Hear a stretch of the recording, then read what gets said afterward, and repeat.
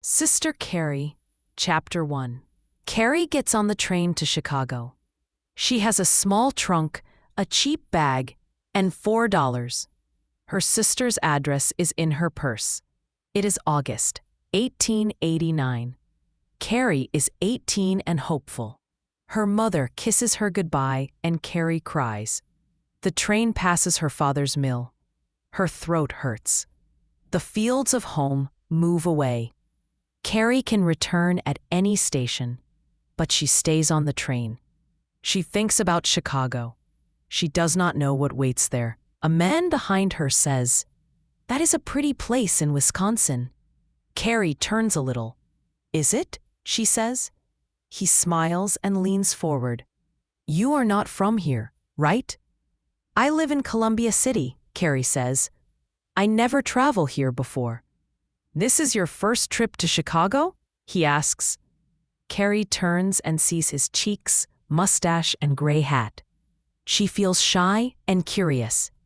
He is a traveling salesman with nice clothes. His suit, rings, and shoes look bright and new. Carrie looks at her plain dress and feels small. "I know people in your town," he says. "Morgenroth and Gibson." "Oh, do you?" Carrie asks. He sits beside her and talks a lot. He tells her about Chicago. Parks, lights, theaters, crowds. "You will like it," he says. Carrie listens quietly. His words sound warm. She knows life will be hard, but he makes the city sound bright. "You will stay in Chicago sometime?" he asks. "I do not know," Carrie says. "I stay there too," he says. "I can show you the city." "I live with my sister," Carrie says. "If she minds, we fix it," he says. He takes out a notebook. "What is your address?" Carrie gives him the paper. He gives her a card. Charles H. Truett. He writes her address carefully. "You will be home Monday night?" he asks. "I think so," Carrie says. The train gets close to Chicago. Carrie sees houses, poles, and smokestacks. She feels excited and afraid. "Chicago!" the brakeman calls. The train slows. People take their bags. "Your people meet you?" Drouet asks. "I can carry your bag." "No," Carrie says quickly. "I meet my sister alone." "If she's not here, I help you," he says. The train stops. "Goodbye till Monday," he says. "Goodbye," Carrie answers. She leaves the train. Her sister runs to her and hugs her. Carrie feels real life return. She looks back and sees Drouet near the gate. He gives her a small smile and walks away. Carrie suddenly feels very alone in the big city. Minnie and Hanson live on West Van Buren Street. Their flat is small and simple. Workers and clerks live in this neighborhood. The windows look down on a noisy street. At night, store lights shine and children play outside. Carrie hears horse-car bells and the sound feels new. Minnie brings Carrie inside the front room. Carrie looks outside and listens to the city. She feels the size and noise of Chicago. After greetings, Minnie gives Carrie the baby. Minnie starts making supper in the kitchen. Hanson asks a few questions and reads his paper. He is quiet and serious. He works cleaning refrigerator cars in the stockyards. Carrie's visit does not matter much to him. "It's a big place," he says. "You will find work in a few days." Carrie understands she must work and pay board. Hanson saves money for 2 small lots on the west side. He dreams of building a house one day. While Minnie cooks, Carrie looks around the flat. The walls have cheap, mismatched paper. The floors have thin carpets.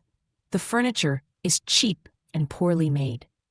Carrie feels the weight of a hard, simple life. She holds the baby until it cries. Then she walks and sings softly. Hanson finally takes the baby with gentle hands. His voice shows a small Swedish accent. He is patient and proud of the child. You want to see the city first, right? Minnie asks. We can go to Lincoln Park on Sunday. Carrie notices Hansen says nothing. He seems lost in other thoughts. I look around for work tomorrow, Carrie says. I have Friday and Saturday. It is not hard. Which way is the business part? Minnie tries to explain, but Hansen answers quickly. That way is east, he says, pointing. He talks about Chicago's streets and factories. You should try big places on Franklin Street, he says. Many girls work there. It's not far from here. Carrie nods and asks Minnie about the neighborhood. Minnie speaks quietly. Hansen plays with the baby until he stands up. I get up early. I go to bed, he says. He disappears into the small, dark bedroom. He works in the stockyards, Minnie explains. He must get up at 5:30. What time do you get up? Carrie asks. Around 20 minutes of 5, Minnie answers. They finish the day's work together. Carrie washes dishes. Minnie undresses the baby and puts it to bed. Carrie sees Minnie's life is a steady circle of work. Carrie understands something important now. Drouet cannot visit her here. This home is quiet, strict, and tired. Hansen reads every evening and sleeps early. Minnie follows the same pattern. They expect Carrie to work and behave like them. Her small flirtation with Drouet suddenly feels impossible. No, she thinks. He can't come here. She asks Minnie for ink and paper. After Minnie goes to bed, Carrie writes to Drouet, I cannot have you call on me here. My sister's place is too small. Please wait until you hear from me again. She wants to mention their time on the train, but she is too shy. She ends the letter simply with sincerely. She seals and addresses it. Carrie sits by the open window. She looks at the night street with quiet wonder. Soon she grows tired, changes clothes, and goes to bed. In the morning she wakes at 8. Hansen has already left for work. Minnie sits in the dining room sewing. Carrie makes a small breakfast for herself. She asks Minnie where to look for work. Minnie has changed since Carrie last saw her. She is thinner and more serious now. Her ideas follow her husband's thinking. She believes Carrie should work and pay board. A shop girl job seems most likely to her. Carrie starts her job search with hope and fear. She steps into the city to find work. Neither she nor Minnie knows what will happen next. Chicago in 1889 grows very fast. Thousands of people come every year. The city spreads across a huge area. New buildings rise everywhere. Railroads and factories expand constantly. Streetcars reach far into empty fields.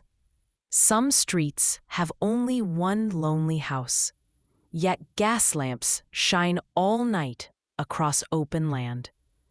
Carrie walks east along Van Buren Street. The houses become poorer and smaller. Soon she reaches coal yards and the river. She feels brave, but also very small. The buildings near the river seem huge to her. Cranes, tracks, stone yards, and factories confuse her. She cannot understand their purpose. The railroad yards and ships frighten her. She sees busy workers through open windows. Chicago feels powerful and mysterious.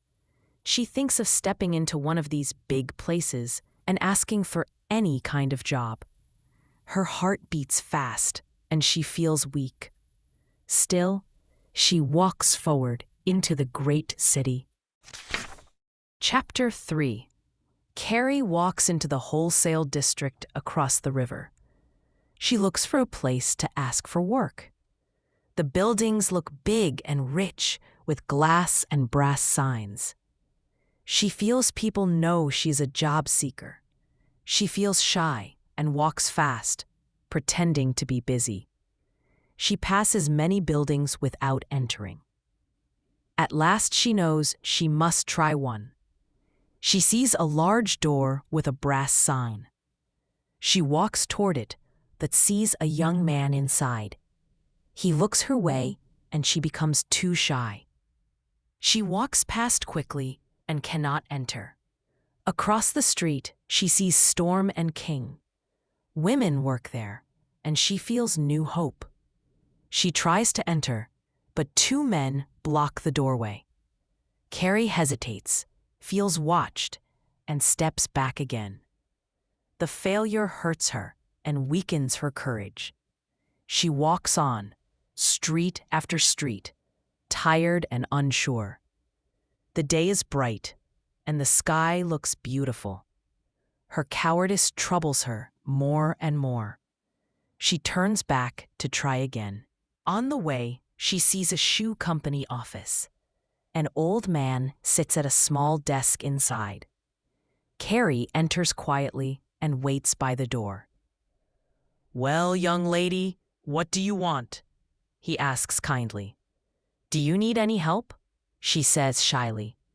"Not now," he says, "maybe next week." His friendly manner surprises her. She feels less afraid and tries again elsewhere. Next, she enters a clothing company office. Many well-dressed men stand behind brass railings. "Who do you want to see?" an office boy asks. "I want the manager," Carrie says. A man comes and looks at her coldly. "Do you need any help?" she asks. "No," he says, and turns away. Carrie leaves, hurt and ashamed again. She walks without direction, seeing many big firms. By noon, she is hungry and tired. She eats only a bowl of soup in a cheap place. The food gives her a little strength.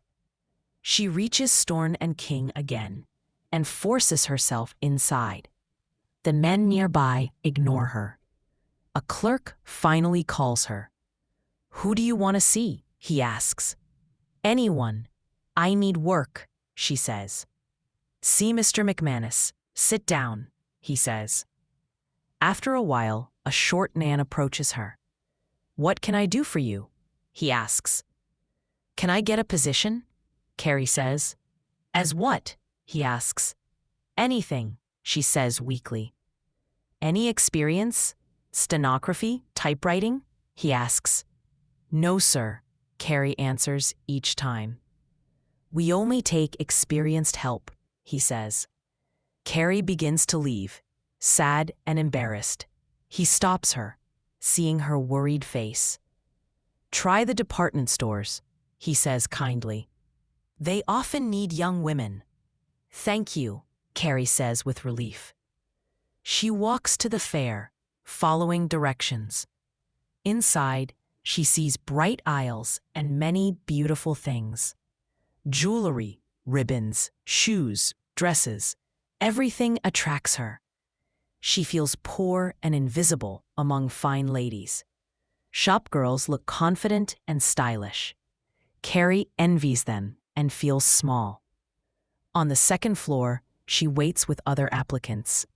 After a long wait, a sharp man calls her in. "Worked in any store before?" he asks. "No, sir." "We need girls with experience. We can't use you," he says. Then he quickly asks her name and address. Outside, Carrie almost cries again. She walks slowly, tired and discouraged. On Jackson Street, she sees a sign, "Girls Wanted." She enters a cap factory full of machines and noise. The girls look pale, tired, and rough. Carrie feels uneasy and does not want this place. A foreman comes and asks, "Do you want work?" "Do you know how to stitch caps?" he asks. "No, sir." "Any experience?" "No, sir." "We need a stitcher, but we like trained girls," he says. He thinks for a moment. "We can put you at finishing," he says. "How much do you pay?" Carrie asks. 3.5 a week. Carrie is shocked at the low pay, but says nothing. You can come Monday morning, he says. Bryn. He leaves without asking her name. The dirty room and tired virals depress Carrie. She hopes she can find something better later. She tries more places but is turned away each time. One foreigner says roughly, "We don't want anyone. Don't come here." By afternoon, her courage is almost gone. The big business streets feel cold and close to her. She turns west toward Minnie's flat, feeling defeated. On 5th Avenue, she passes another shoe house. Through the glass, she sees a middle-aged man. She enters suddenly, driven by tired desperation. "Can you give me something to do?" she asks. "I don't know," he says kindly. "We use only bookkeepers and typewriters. But check upstairs. They wanted help recently."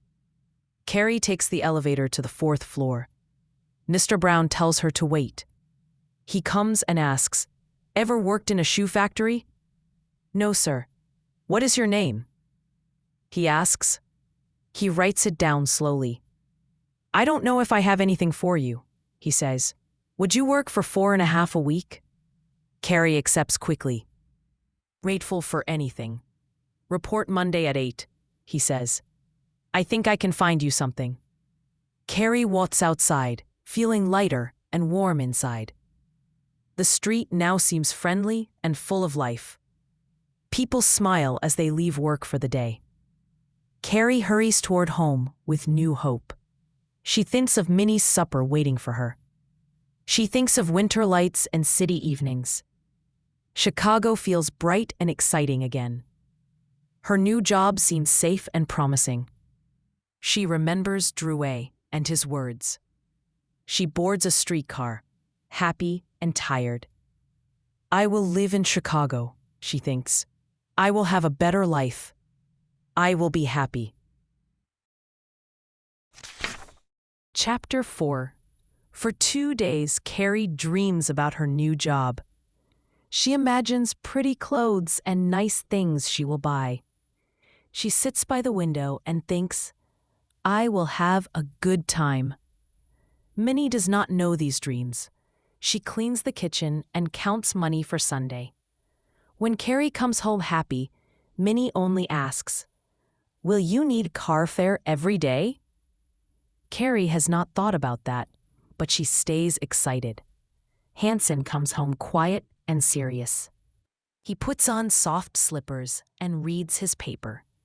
The flat feels still and heavy. When he hears Carrie found work, he smiles a little.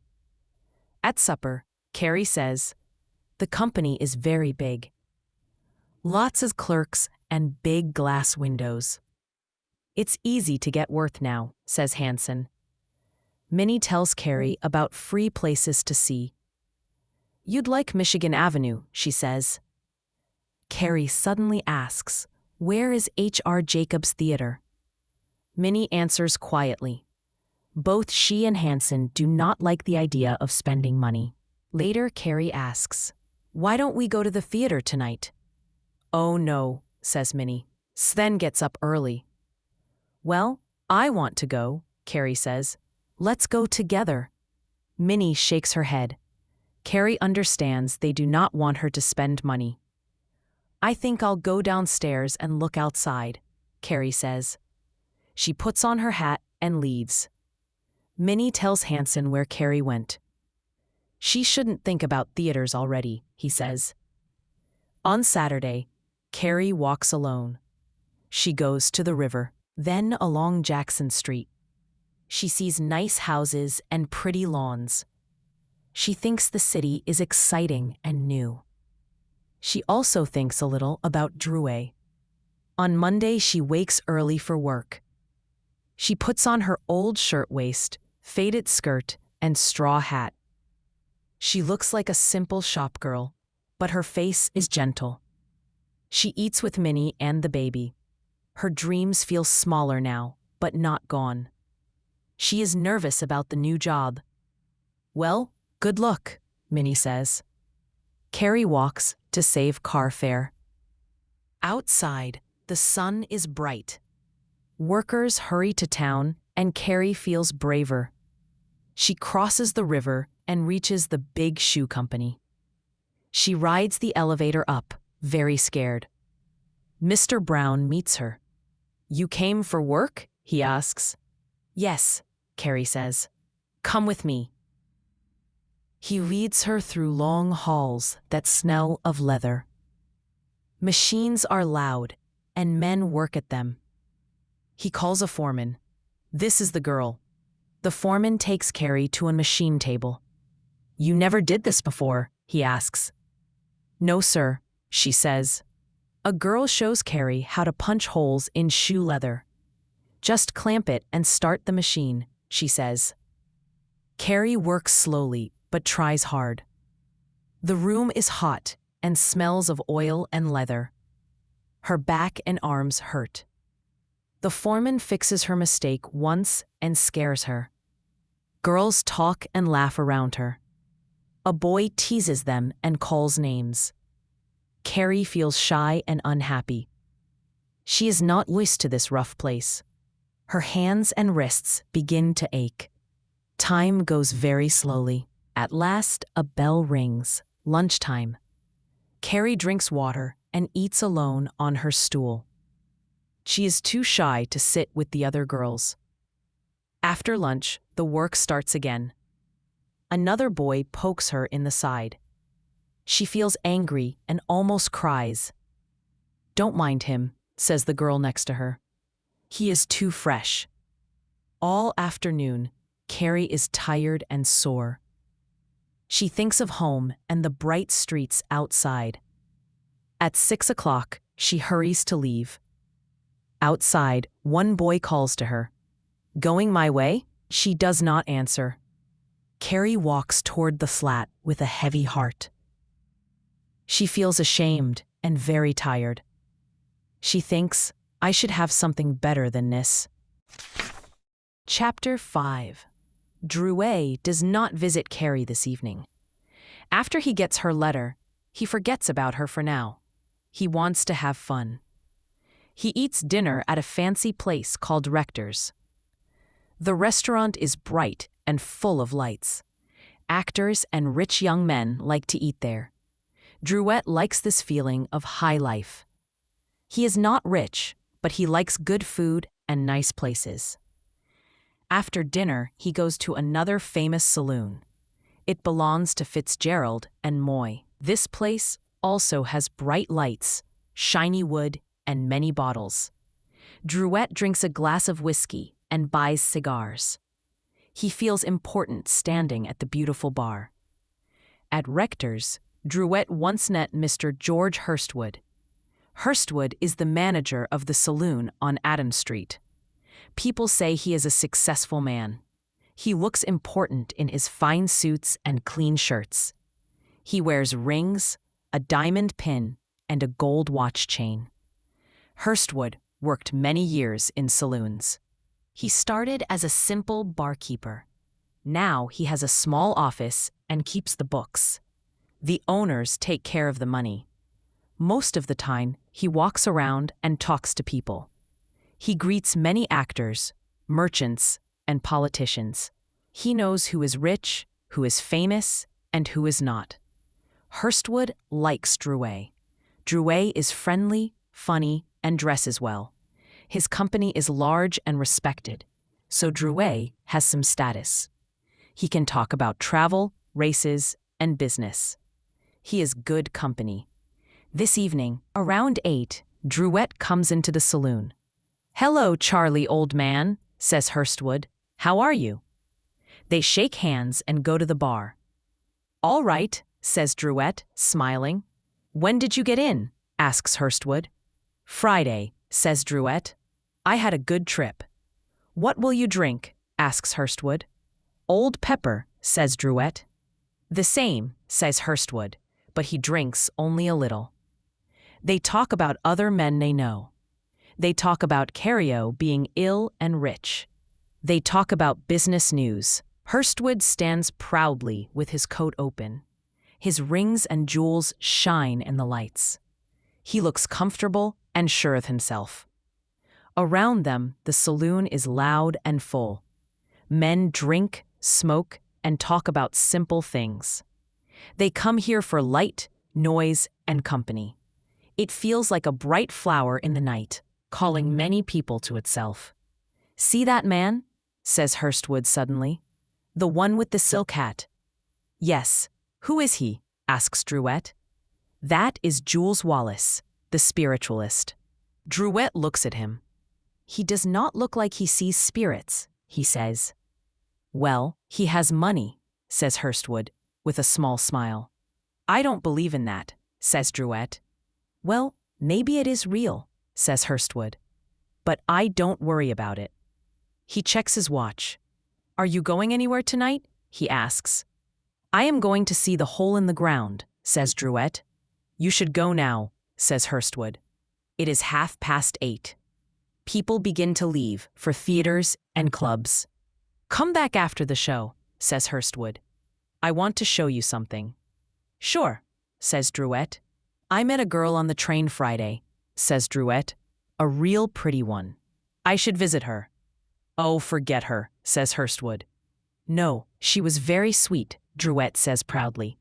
12:00, says Hurstwood. "That's right," says Drouet, and leaves. And so Carrie's name is spoken lightly in this bright, busy place, while she herself sits somewhere else, tired and sad, not knowing how her life is slowly changing. Chapter 6. Carrie comes home after her first day at work. The flat looks the same, but Carrie feels sad and tired. Minnie waits for a good report. Hanson thinks Carrie should be happy with any job. "How was work?" Hanson asks.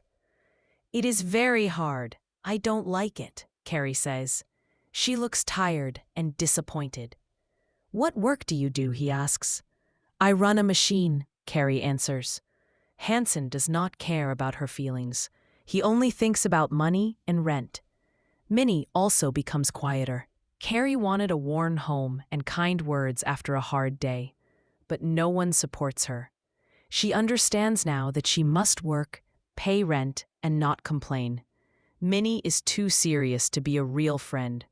Hanson never smiles or shows emotions. Carrie is young. She dreams about nice clothes, love, and life in the city. But in this flat, no one shares her dreams. She remembers that Drouet may come, but now she hopes he will not. She does not know what to say to him. After supper, Carrie changes clothes. She looks neat, but sad. She goes downstairs and waits by the door. Upstairs, Minnie says, "Carrie does not like her job. She should keep it," Hanson answers. "She may not find another one soon." Later, he adds, "She should not stand in the doorway.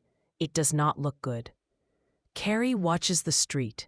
She likes to see people and imagine their lives. Her mind is full of small dreams about money, clothes, and fun. Sometimes she thinks of home. Sometimes she thinks of her hard day. But mostly she watches other people and wonders. Hanson comes down for bread. He sees Carrie. She feels his suspicious look and dislikes him for the first time. She waits longer and understands. Drouet is not coming. She feels hurt and alone. She goes upstairs and says she is going to bed. In the morning, nothing is better. Carrie walks to work again to save money. At the shoe factory, she works all day. The girls there use slang and rude jokes. Carrie feels out of place. At noon, one worker says, "You're a daisy." Carrie says nothing and walks away. That night, she feels very lonely. She steps outside for some air. A well-dressed man slows down and talks to her. "Out for a walk tonight?" he asks. "I don't know you," Carrie says, and steps back. "That doesn't matter," he smiles. Carrie gets scared and runs back home. The week continues the same. Work is hard. The flat feels cold. She spends money on car fare because she is too tired to walk. She gets wet in the rain. She sits alone many evenings and feels sad. Winter comes early. Carrie has no warm clothes. One evening she says, "I need a hat." "Keep some money and buy one," Minnie says. Carrie pays $2 for board and keeps a little for herself. Soon, Carrie gets sick. She has no jacket and she catches a cold.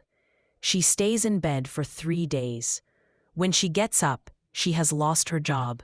Winter is near. She has no work, no warm clothes, and almost no money. "I will look for work on Monday," she says. But it is even harder this time.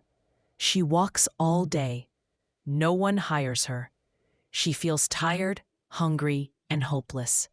One day, in the busy street, a hand touches her arm. "Well, well," a bright voice says. It is Drouet. He looks happy and warm. "How are you, Carrie? Where have you been?" he asks. Carrie smiles for the first time in many days. He invites her to eat with him, and she agrees. In the restaurant, he orders good food. Carrie is hungry and shy. She tells him she lost her job. "You can't live like that," he says. "Let me help you." Carrie says no, but she feels lost. Drouet puts money in her hand. "Take it, I will help you," he says kindly. They walk together after dinner. He tells her to buy warm shoes and a jacket. "Come tomorrow, we will go to a matinee," he says. Carrie agrees. She feels safe with him. When she goes home, she holds 2 soft green $10 bills. She does not know what will happen next, but she feels hope again. Chapter 7. Carrie walks away from Drouet with $20 in her hand. The money feels soft and warm. She feels shy and a little ashamed, but also happy. Now she can buy a jacket, shoes, and a skirt. She dreams quickly, even too quickly. She already imagines clothes that cost more than $20. Carrie thinks Drouet is kind. She feels that he wants to help her, and she trusts him. He is not a deep or serious man. He loves pretty things, easy days, and good food. He likes women and fine clothes.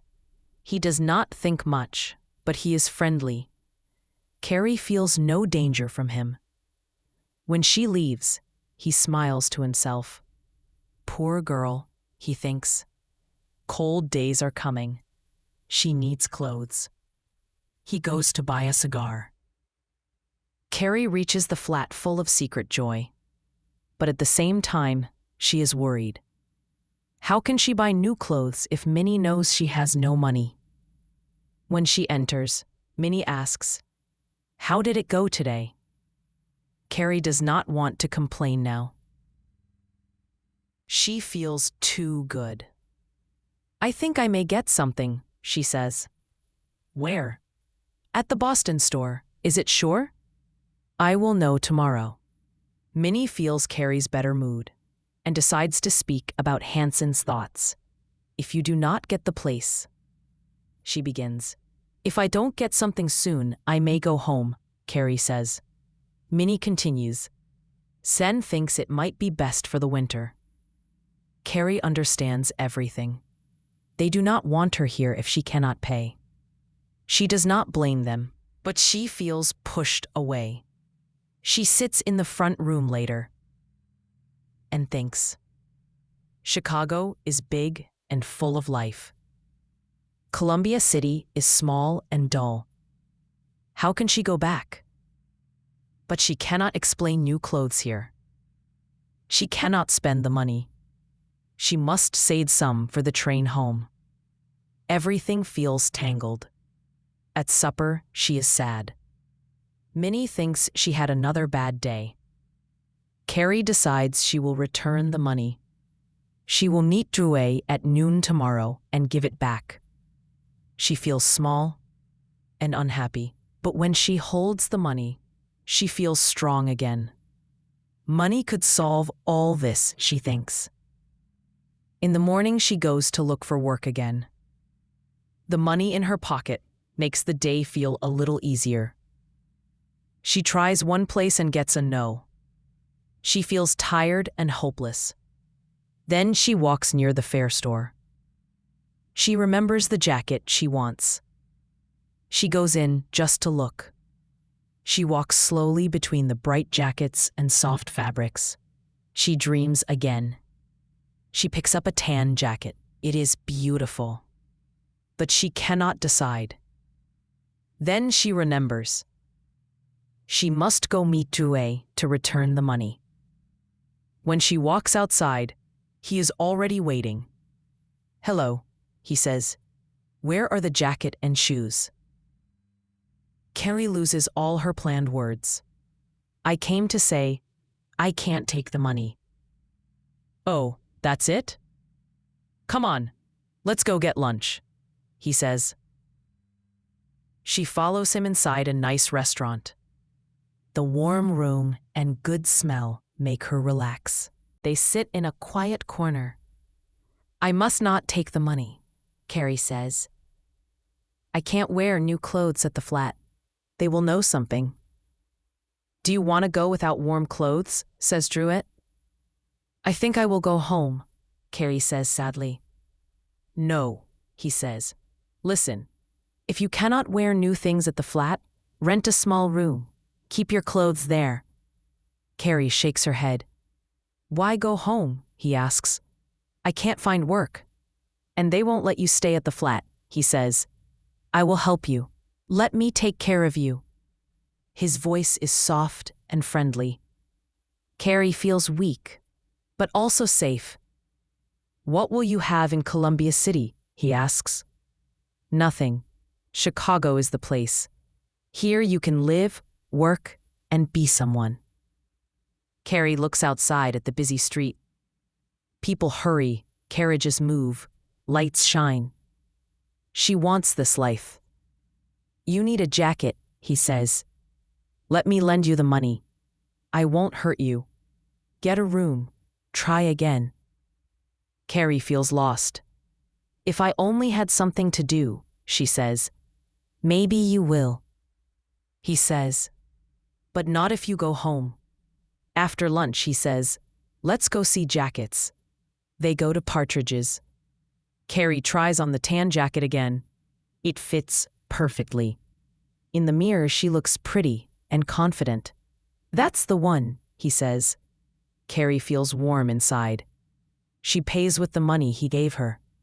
Then they buy shoes, gloves, and a purse. "Tomorrow you buy a skirt," he says. Carrie feels worried again. She feels she is going too far, but she keeps going. Drouet shows her a rooming house. "You are my sister," he tells the landlady. She smiles and shows them rooms. Carrie leaves her things there. "Move tonight," Drouet says. "I can't," Carrie says. "Why not?" "I don't want to leave suddenly." They walk together. The afternoon is warm now. Carrie explains the flat again. "Come out of it," says Drouet. "They don't care for you. I will help you." Carrie listens, and slowly her doubts disappear. He will help her find work. "Go get your things." "I will wait at Peoria Street at 8:30, he says. Carrie agrees. She goes back to the flat. "Didn't get the place?" Minnie asks. "No," says Carrie. Hanson says nothing. He eats silently. Carrie feels unwelcome and nervous. After dinner, she writes a note. "Goodbye, Minnie. I am not going home. I will stay in Chicago and look for work. Don't worry." She hides the note and says, "I will stand down at the door a little." "Sven doesn't like that," Minnie says. "I won't do it again," Carrie says. She leaves quietly. At the street, she walks fast. At the corner, Drouet waits. "Hello, Carrie. You made it. Let's take a car," he says. Chapter 8. Carrie leaves Minnie's home. She feels scared, but also free. She hopes for a new life in the big city. She wants a job. She does not know what will happen next. In the morning, Minnie finds Carrie's note. Minnie is surprised. "Oh, poor Carrie," she says. Hanson only clicks his tongue. "Well, she did it," he says. They do not know where Carrie is now. At this time, Carrie sleeps in her small room. Her sleep is not calm. She feels brave for leaving. She also feels afraid. She thinks about work. She thinks about Drouet. She hopes she made the right choice. Next day, Drouet comes to see her. He smiles and looks happy. "Why are you sad?" he asks. "Come to breakfast. You need clothes today." Carrie looks at him with worried eyes. "I want a job," she says. "You will get one," he says. "Do not worry now." She puts on her new jacket and shoes. He smiles. "You look very nice," he says. Drouet stays with her often. He takes her to shops. He buys her a skirt and a shirt. She buys small things like stockings and hairpins. Soon she looks different. She feels pretty. She feels stronger. She likes Drouet. He is kind and warm. She feels safe with him. One night, they go to see The Mikado. Carrie loves the colors and music. The stage feels like a dream.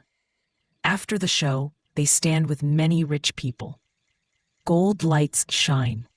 Dresses rustle. "It is beautiful," Carrie says. "Yes," says Drouet. "And you look lovely." They walk home in the cold wind. Carrie sees a girl from the shoe factory. The girl looks poor and tired. Carrie remembers her old job. She feels a little shock. She walks quietly. Later, they eat in a late-night cafe. Carrie listens to Drouet. She feels warm and bright. She forgets Minnie's rules and her old fears. The city feels big, strong, and alive. They walk along Wabash Avenue. Few people are out now. Carrie feels the dark city around her. When they reach her door, she stands on the step. He takes her hand. "You're all right," he says softly. That night, Minnie has strange dreams. She sees Carrie in a dark mine, going down in a basket. Minnie calls her name, but Carrie does not hear. Minnie wakes with a cry. "You are talking in your sleep," Hanson says. A week later, Drouet visits Fitzgerald and Moyes. "Hello, Charlie," says Hurstwood. They talk a little. "Come to my place one evening," says Drouet. "May I bring wine?" asks Hurstwood. "Sure." Drouet smiles. "I want you to meet someone." And so, winter comes closer. The city grows colder. And Carrie's new life begins to change again. Chapter 9. Hurstwood lives in a nice brick house near Lincoln Park. The house has 3 floors and a small green yard. Behind the house is a tiny yard and a stable for his horse. Hurstwood lives with his wife Julia, his son George Jr., and his daughter Jessica. They also have a maid, but maids change often. Mrs. Hurstwood is never fully happy with them. The house looks rich and quiet. There are soft rugs, big chairs, shiny glass, and pretty statues. Everything looks fine. But the home does not feel warm. There is little kindness here. Everyone lives in their own small world. Jessica is 17. She likes fine clothes and rich people. At school, she watches only the important girls. She dreams of a beautiful life. She acts proud and calm. George Jr. is 20. He works in a real estate office. He keeps his money for himself. He comes and goes as he wishes. He talks very little at home. Mrs. Hurstwood always wants to shine. She wants to be part of high society. She knows it is impossible for her, but she hopes her children will rise higher. Family talk is always the same. Small things, small worries, small pride. One evening, George Jr. says, "I'm going to Fox Lake tomorrow. A friend has a new boat." Mrs. Hurstwood asks many questions. Jessica listens with interest. Hurstwood soon leaves the dinner table. He goes downtown. This happens often. Jessica also brings home school news. She says she will act in a school play. She needs a new dress. Mrs. Hurstwood agrees quickly. Jessica is proud. She ignores boys who are poor and smiles at boys who are rich. Mrs. Hurstwood watches her daughter carefully. She dreams through her. Hurstwood moves in this house like in a quiet dream. He does not think much about it. Life is easy, calm, a little empty. He likes order and clean rooms. He likes to look important. He avoids problems. Sometimes he meets a young, bright woman outside. Then he feels his wife is dull. But he never does anything. He must keep a clean life for his job. Scandal would destroy him. In the last years, money feels tight. Jessica wants new clothes. Mrs. Hurstwood wants them too. Hurstwood starts to feel tired of this. One morning he says, "She buys too many dresses." Mrs. Hurstwood is surprised by his tone. It is new to her. Later, he gets an invitation for a long trip to Philadelphia. A few city men are going. They say, "No one knows us. We will have fun." Hurstwood decides to go. He tells his wife, "I'm going to Philadelphia. It is business." He says she cannot come. She feels hurt, but says nothing. On the trip, he feels free. He enjoys everything. He does not want to return home. When he comes back, he gives quick answers. Mrs. Hurstwood thinks a lot. She starts dressing better, going out more. She wants to feel important too. This house looks fine, but the spirit inside is dry. There is no warmth here. Only habit. Only polite faces. The home waits like dry wood. Easy to burn. Chapter 10. Carrie now lives in 3 small rooms near Union Park. Drouet pays for everything. The rooms are warm and bright. She has new clothes, a soft couch, rugs, and a mirror. Her life looks pretty on the outside. Inside, she is not always calm. Sometimes, Carrie looks in the mirror. She sees a prettier girl. Then she looks into her thoughts. She feels unsure. She asks herself, "Am I doing wrong?" Drouet praises her often. "You are a beauty," he says. Carrie smiles, but her heart is not quiet. When she is alone, a small voice whispers, "You were weak. Good girls would not do this." Then she looks out at winter streets. They are gray and cold. She remembers her hard days. She feels fear of hunger and loneliness. The cold wind answers for her. You needed safety. Winter in the city feels heavy. Gray buildings, bare trees, cold air. People hurry, horses pull loads, cats hide indoors. Everyone feels the sad weather. Even Carrie feels it. On such days, her doubts return softly. Still, Carrie is not a sad girl. She forgets worries quickly. She enjoys small pleasures. Drouet takes her out often. They travel together. He spends money, laughs, and shows her the city. One morning, Drouet says, "I invited my friend Hurstwood. He will visit us." Carrie looks unsure. "Who is he?" "He is manager of a famous place," says Drouet. "He thinks you are Mrs. Drouet." Carrie feels a tiny hurt. Drouet does not notice. "Why don't we marry?" she asks softly. "We will," he says, "after I finish my business in January." Carrie accepts this and feels calmer. When Hurstwood comes, Carrie is surprised. He is polite and quiet. He looks carefully at her, but not too boldly. He speaks gently. He makes her feel important. Drouet admires his friend. He feels proud of showing Carrie to him.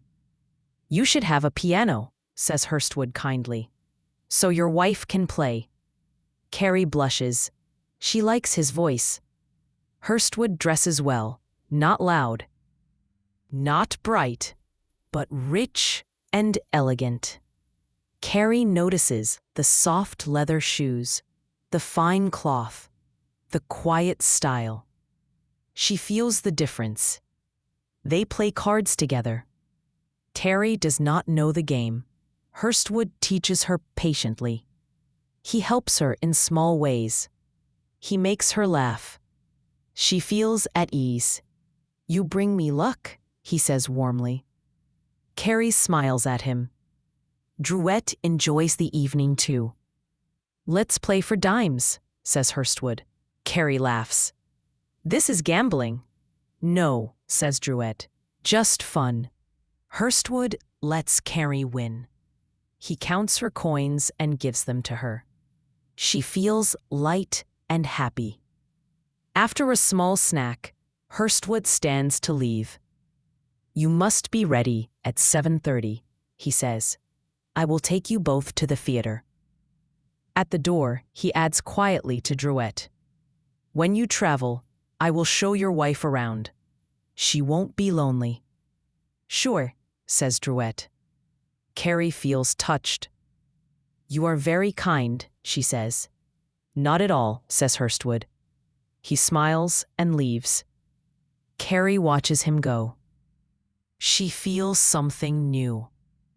Something soft and warm. Something he does not understand. Chapter 11. Carrie learns very fast from life. When she sees a pretty thing, she thinks, "How do I low with that?" This is not deep wisdom. It is not true goodness. But many people think like this. Fine clothes are strong for Carrie. They speak to her like soft voices. The lace collar from Partridges says, "I fit you so well. Do not leave me." The new leather shoes say, "We make your little feet so pretty. What a pity to lose us." When these things are on her body, she cannot send them away. She may feel bad about the money, about the way they came, but she cannot throw them off. Wear the old dress, says her conscience. Wear the torn shoes. But the new clothes say no. She can maybe fight hunger, maybe fight hard work and pain. But ugly clothes? Looking poor again? Never. Drouet makes this feeling even stronger. He always tells her she looks pretty. He talks about clothes and style. He admires other women's walk and dress. Once, when they walk together, he says, "Did you see that woman? She walks so nicely, doesn't she?" Carrie looks at the woman. She sees the easy step, the swinging body. She feels a small worry inside. "Do I walk so well?" she thinks. She wants to copy that step. Drouet does not understand her feelings. He is not clever in this way. He thinks she is simple and new. He does not see that his words hurt her. He teaches her and wounds her together. Carrie learns very quickly. She sees what Drouet likes. She also sees that he likes many women. This makes her think less of him. A woman wants a man to see only her. In the same building lives Mr. Hale, a theater manager, and his wife, Mrs. Hale. They also rent 3 rooms. They are not rich, not poor. They live from one week to another. Mrs. Hale likes pretty things too. She does not like housework or children. She becomes Carrie's first friend in the city. They walk together and talk. Hale often talks about rich people, about dresses, shows, and money. She has simple ideas about life and morals. Carrie listens and becomes a little confused. But Carrie's own heart pulls her back. She still wants something better and higher. Money and clothes are not enough. She sometimes feels this very clearly. Across the hall live another woman and girl. They are from Evansville, Indiana. The father is a railroad treasurer. The daughter studies music. Carrie does not know them personally, but she sees the girl often. She sees her fine clothes and rings. Sometimes she hears her play the piano. Music touches Carrie deeply. Her heart answers to soft, sad sounds. When the girl plays a sweet song, Carrie feels dreamy and lonely. She thinks of her life, of things she wants and does not have. One evening, the girl plays downstairs. It is that sad hour before night. The sky is gray. Drouet is away. Carrie sits at the window alone. She has read a cheap love story, changed her dress, looked at the park, and now feels empty and tired. The soft music floats up to her room. Her mood becomes even more tender. She thinks of home, of her past, of right and wrong. She feels like a person who is sorry. At this moment, Drouet comes in. The room is dark. The fire is low. He cannot see the world in her eyes. "Where are you, Cad?" he calls. "Here," she answers softly. He lights the gas quickly. "Hello," he says. "You've been crying." Carrie's eyes are wet. He does not understand her tears. He thinks she is just lonely for him. "Pshaw," he says. "Don't do that." He takes her hand kindly. "Come on," he adds. "Let's dance a little to that music." The idea shocks her inside. She feels he cannot feel her sadness. He does not see her deep thoughts.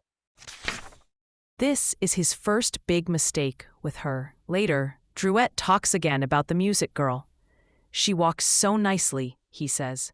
"She looks so stylish." Carrie watches the girl more closely now. She sees how the girl holds her head, how she lifts her skirt, how her body moves lightly. Carrie stands before the mirror. She tries the same little lip, the same toss of the head, the same light step. She changes her hair and ribbons. She tries new small movements. Her walk becomes softer and lighter. Her taste grows more fine. Drouet notices. "You look fine that way, Cad," he says. "Do I?" she answers, pleased. She tries even more. Because of all this, when Hurstwood visits again, he does not see the old Carrie. He sees a prettier, more graceful girl. Her dress is better. Her manner is softer. She is shy, but not dull. Her big eyes are still childlike and honest. Hurstwood feels the power of her youth. He is older, used to city women, but this fresh girl attracts him. In her eyes, he sees no trick, no plan. Her small vanity only makes her sweeter. As he rides away in his cab, he thinks, how did Drouet win her? He feels that Carrie is better than Drouet. He thinks her feelings are finer. He folds his hands in his gloves. The gas lamps go past the window. He sees again her face in the lighted room. I will send her flowers, he decides. Drouet will not care. He does not hide his interest from himself. He does not think of Drouet's rights. His thoughts are like thin threads from a spider. He throws them out and hopes they catch somewhere. A few weeks later, Drouet meets another woman in the city. She is well-dressed, an old friend. He plans to hurry home to Carrie, but he changes his mind. Let's go to dinner, he says to the woman. They go to a nice restaurant. They eat and talk a long time. It is 7:30 when they finish. Hurstwood comes in with some friends. He sees Drouet with this woman, and he does not see Carrie. Ah, the rascal, thinks Hurstwood. That is hard for the poor little girl. Drouet sees Hurstwood's eyes. At first, he feels no worry. Then he sees that Hurstwood pretends not to see him. A little trouble wakes in his brain. He thinks of Carrie. He will think I am playing her, Drouet worries. I must explain somehow. He takes the other woman to her car, then goes home, feeling uneasy. Later, in the bar, Hurstwood teases him gently. I saw you, he says with a smile. He lifts one finger, like a parent. An old friend, says Drouet quickly. Met her from the train. She used to be a great beauty. Still a little pretty, eh?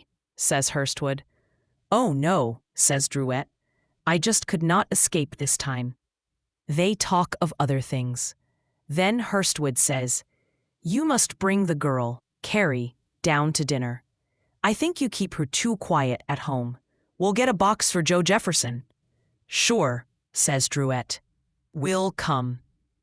Hurstwood is very pleased. He does not think Drouet truly loves Carrie. He feels like a rival now. He looks at Drouet and thinks, I can win against him. He begins to study Drouet as a lover. He sees where Drouet is weak. He feels a little secret joy. All this time, Carrie thinks of other things. She is busy with clothes, books, and small plans. She does not feel the secret game between the men. One evening, Drouet finds her before the mirror. She is fixing her hair very carefully. Cad, I think you are getting vain, he laughs. Not at all, she answers, smiling. Well, you are very pretty, he says. Put on your navy blue dress. We will go to a show. I promised Mrs. Hale to go out, says Carrie. To the exposition with her. Drouet looks a little disappointed. He does not press her to change. Just then, the maid brings a letter. It needs an answer, she says. It's from Hurstwood, says Drouet. You must come down and see Joe Jefferson with me tonight. It is my turn, as we agreed. All other bets are off. Well, what do you say? Asks Drouet. Carrie feels happy inside at once, but she hides it. You must decide, Charlie, she says calmly. We had better go, he answers. If you can break your promise upstairs. Oh, I can, says Carrie quickly. She goes to change her dress. She does not stop to ask why she is so glad. Maybe it is the theater. Maybe it is Hurstwood. Maybe it is both together. She dresses with special care. Drouet writes a short note of excuse. When they meet Hurstwood in the theater lobby, he smiles warmly. We are very charming this evening, he says to Carrie. She blushes a little. He leads them to a box. Everything looks rich and bright. Have you seen Jefferson before? He asks. No, never, says Carrie. He is delightful, says Hurstwood. He talks to her about the actor, about the play, about the theater. Drouet listens and talks some, but he is not as clever as Hurstwood. Carrie feels the difference strongly. She is almost hypnotized by the lights and music, the fine people, and the quiet, sure man beside her. Sometimes their eyes meet by accident. In those few seconds, something warm and strange passes between them. Then he looks away again, gentle and calm. By the third act, Carrie feels that Hurstwood is the stronger man. Druitt seems kind, but simple. He falls lower and lower in her mind. "I had such a nice time," she says at the end. "Yes, indeed," says Druitt, happy but blind. "You saved me from a dull evening," says Hurstwood. "Good night." He takes Carrie's hand. A quick feeling runs through both of them. On the car home, Carrie leans back. "I am so tired," she says. "You rest while I smoke," says Druitt. He goes to the front of the car, leaving her alone with her new thoughts, and leaving the game exactly where it now stands.